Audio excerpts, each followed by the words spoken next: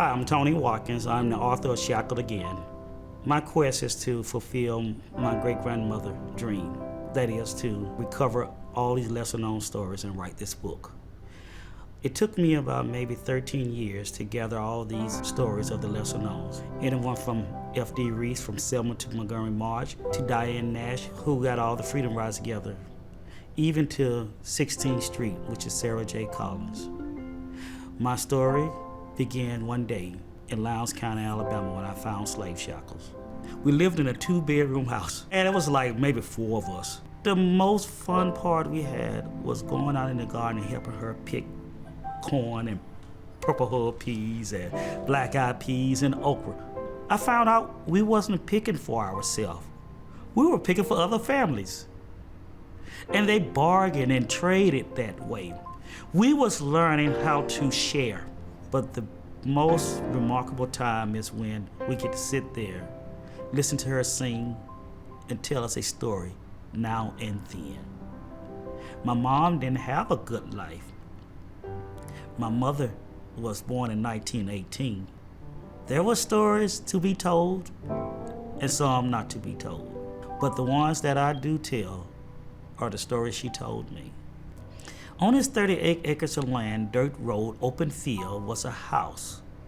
She never talked about anything about that house. She called it one thing, the shack. It's set up off the ground on blocks of bricks. Enough that a dog can run up under it and still be okay. But there was 2 wooden windows and a door in the front. So as I would always go in, open the door, it was nothing in there but old newspapers on the wall. It's no fun if you're not playing in dirt. So I would start just taking the pitchfork and just hitting the ground, hitting the dirt. And one day, something said, "Quink." So I brought the pitchfork up, and when I brought the pitchfork up out the dirt, the pitchfork was it didn't come up like freely. And when it came up, there it was hanging from one of the tooth, the chain, the shackles. I didn't know what shackles looked like. I'm 5 decades, probably centuries removed, I don't know. I knew it was an eerie feeling for me to see that, and I kept looking with my head turning like this because I didn't know what to expect out of it. And I took it to Mom, and she always sit in her rocking chair looking down the hill. And I came up and I kind of hid it behind my back. And she was sitting there, and I stood in front of her. I said, "Ma," and I hold the shackles out. I said, "Look what I found." She looked at them. Then she had a frown on her face. And she looked at me, and she said, "Boy, where you get them things from?" I said, "Ma, I found them down there in the old shack. Go back and bury them things." I never did bury them. She said, "Y'all come on, let's go to the fields. Let Mama talk to y'all for a second. Mama gotta tell you a story." My mama never really tells stories. And I saw in her eyes, this is a look on an 80-year-old face with wrinkles, eyes dim, and she's finna tell us a story. This was not a good feeling for me because in my heart, I felt like I'd done something wrong. To reach in and grab something out of my mother like that was a hurting feeling for me. Now, this story came from her grandmother to her, because she asked a question to her grandmother, "Ma, why your hands look like that?" Old Rosanna was a tall lady, very dark lady, complexion lady. She had very matted hair. A lady that came straight from Africa by way of South Carolina. Something about South Carolina and Mobile, they had their bays and their ports where slaves was dropped off. Before the Civil War, a lot of people was selling slaves because there was financial debt. The worst thing you can ever do was to break the family up. That's what blacks fear. Separation. Your child from his mother or the mother from his child. This is about money. This is business. It has nothing to do with you personally, because they didn't think you as a person. They think of you as a property. You didn't belong to yourself. You belong to someone else. So the process is that either you're going to be a runaway slave, or you're going to be one that's going to be chained and taken to the market.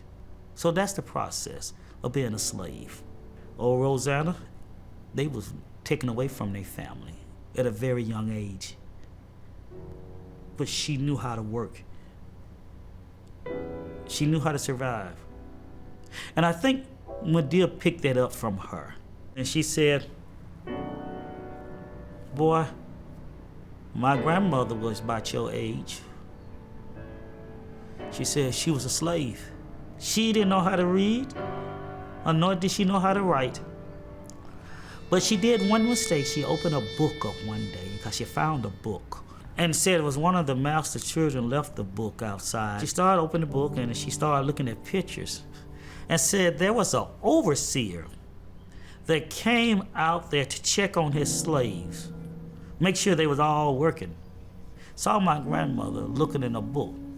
Oh, you don't do that as a slave. She looked at me, she looked at my cousin. Then she turned around and looked at me again. She said, what he did, boy, to teach my grandmama a lesson, he built a fire out of sticks, and he threw some pine straw in there so it can catch a fire. Then he called a few slaves around, and he said, for any one of you all that want to think about, touch a book, this is what's gonna happen to you. Come here, girl, come here. He caught her by the hands and took her hands and put her in the fire. She hollered, she screamed. She said, but no one could come into her aid and help her. Rosanna was never the same after that. She lost that feeling in both hands, which turned the same color as burnt coal. After finding the shackles and hiding them for years until I can know what I have, I went to the archives of Alabama to figure out, say, hey, I found some slave shackles. I think they're slave shackles. Can we check them out? They said, nobody finds shackles. We don't have slave shackles. And then he stood up and everyone was standing up, and as soon as I pulled the shackles out the bag, they knew it was 100% for real, shaking their heads because they could not believe that those shackles was real. Those shackles was brought over here for a reason, and it was buried for a reason. So those type of stories that my mom had to tell, being the granddaughter of a slave, were stories that I have taken and tried to let the world know. This book, volume 1, I remember was coming out, and I said, Mom, I'll write a book. She said, okay.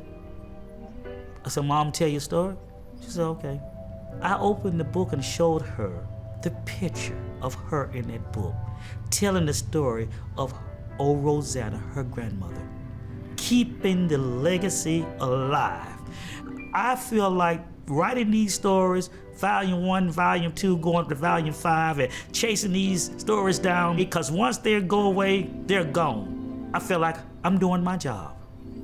What I want out of Shackled again, I want it to become where people say, I didn't know that. I want them to walk away and say, that really happened? Who is that person? Not me as the author and the writer, but who is that person that took it like that? Who is Viola Lewis? Who was she? Who was Michael Schwerner and Goodman and Cheney in Mississippi? Who was these guys? They didn't know anything about this. It's to reflect, to embrace the history, to embrace the culture of where we have to come. Now, the past is no longer with us, but we will remember the past so we won't have to repeat it. It is critically important to preserve our history and enlighten people about the past. So listen, if you just can't wait till the short film comes out, you can find it at Target, Walmart, you can find it online at Amazon, Ingram Books. Thanks for checking out the video, and be on the lookout for more.